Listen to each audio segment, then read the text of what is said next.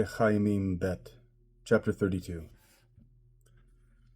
After these events, and this faithfulness of Hizkiyahu's, Sancheriv, king of Ashur, came, invaded Yehuda, and besieged the fortified cities, thinking that he would break in and capture them.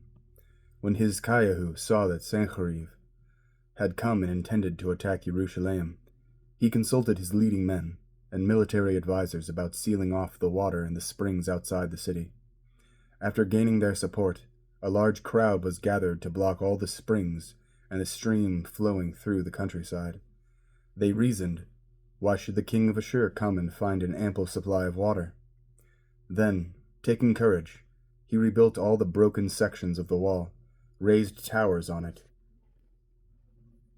built another wall outside that, strengthened the Millo in the city of David, and made a large quantity of spears and shields. He appointed military commanders over the people, then gathered them before him in the open space at the city gate and spoke these words of encouragement to them.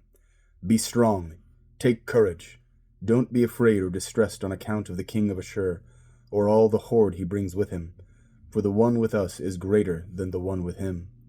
He has human strength, but we have Adonai, our God, to help us and fight our battles. The people took heart at the words of Hizkiyahu, king of Yehuda.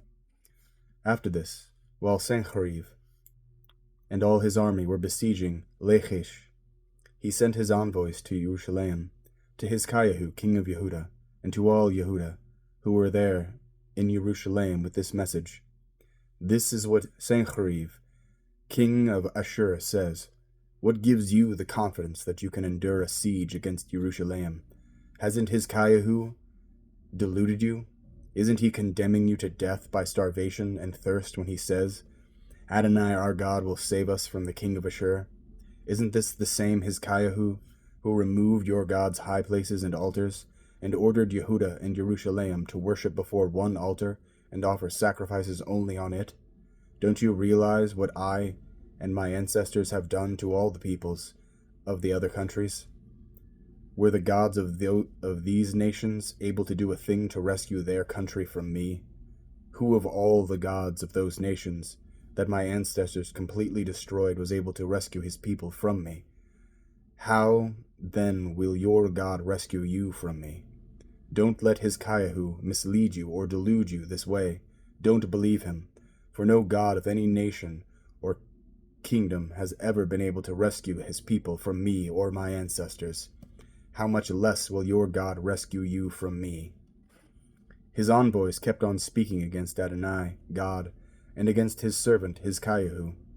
He also wrote a letter insulting Adonai, the God of Israel, and speaking against him.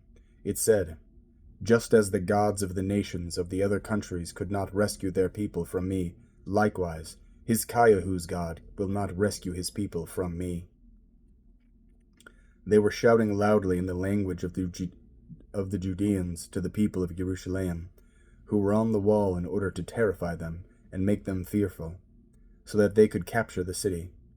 They spoke about the God of Yerushalayim in the same way as about the gods of the other peoples of the earth, which are merely human artifacts. Because of this, Hizkiyahu the king and Yesha'yahu the prophet, the son of Amos, prayed and cried out to heaven.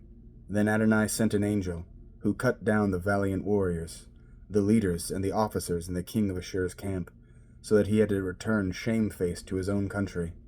When he entered the house of his God, his own sons, whom he himself had fathered, put him to death with the sword there. In this way Adonai rescued Hizkiyahu and those living in Yerushalayim from Sancheriv,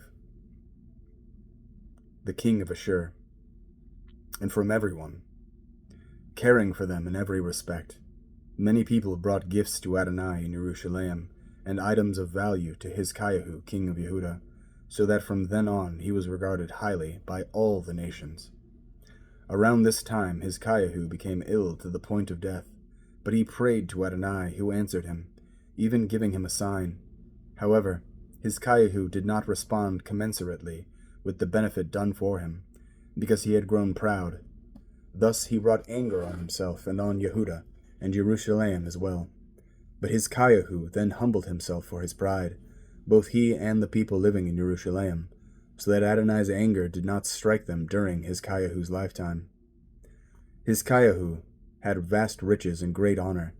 He provided himself with storage places for silver, gold, precious stones, spices, shields, and all kinds of valuable articles. Also storehouses for the harvests of grain, wine, and olive oil, and stalls for all kinds of livestock, and pens for the flocks. He provided cities for himself and purchased flocks and herds in abundance, for God had made him extremely wealthy. It was this same Hizkiyahu who blocked the upper outlet of the Gishon River spring, and diverted the water straight down on the west side of the city of David. Hizkiyahu succeeded in all that he did. However, in the matter of the ambassadors from the princess of Babel, who sent to him to learn of the marvel that had taken place in the land, God left him by himself, in order to test him, so that he might know everything that was in his heart. Other activities of Hizkiyahu and his good deeds are recorded in the visions of Yesha'yahu the prophet, the son of Amos, and in the annals of the kings of Yehuda and Israel. Then Hizkiyahu slept with his ancestors, and they buried him by the path leading up to the tombs of the descendants of David. All Yehuda and the people living in Yerushalayim honored him when he died, after which Manasseh his son took his place as king.